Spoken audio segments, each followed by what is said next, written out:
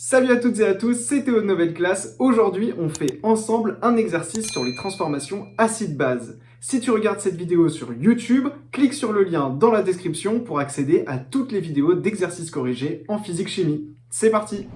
On est parti pour le premier exercice sur les transformations acide-base. On nous demande dans la première question si la diéthylamine C2H5,2NH, est-ce qu'elle est l'acide ou la base du couple formé avec C2H5,2NH2+. Je te laisse réfléchir à ça, me répondre, et si tu te trompes, on fera la correction ensemble. Alors la bonne réponse, c'est que la diéthylamine, dans le couple qu'elle forme avec C2H5,2NH2+, eh bien c'est la base.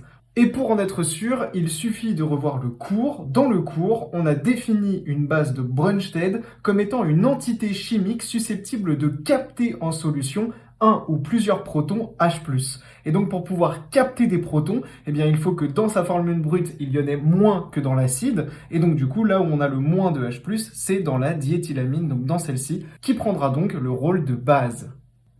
Et voilà, on a répondu à cette première question. On peut passer à la deuxième question qui nous demande d'écrire le couple correspondant. Je te laisse réfléchir à cette question tranquillement. Alors, quand on écrit un couple acide-base, on écrit toujours l'acide / la base. Donc il suffisait de reprendre ce qu'on a dit dans la première question. On a dit que C2H5,2NH, la diéthylamine, c'était la base. Donc elle sera après le slash, C2H5,2NH. Et donc avant le slash, on aura l'acide qui est donc C2H5,2NH2+. Et voilà le couple acide-base correspondant. On peut passer tout de suite à la troisième question qui nous demande d'écrire la demi-équation acido-basique liée à ce couple. Je te laisse réfléchir à ça tranquillement. Alors pour écrire cette demi-équation acido-basique, eh bien c'est assez simple. On va partir de notre acide qui est ici, donc C2H5,2, NH2+. On va mettre une double flèche. Attention, quand on écrit les demi-équations acido-basiques, c'est une double flèche comme ceci.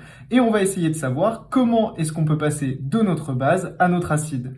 Eh bien, comme on l'a vu au début de cet exercice, comme on l'a vu dans le cours, la base, elle est susceptible de capter un ou plusieurs protons H+. Et effectivement, si on voit qu'on ajoute un proton H+ à notre base, eh bien, on obtiendra notre acide qui est juste ici.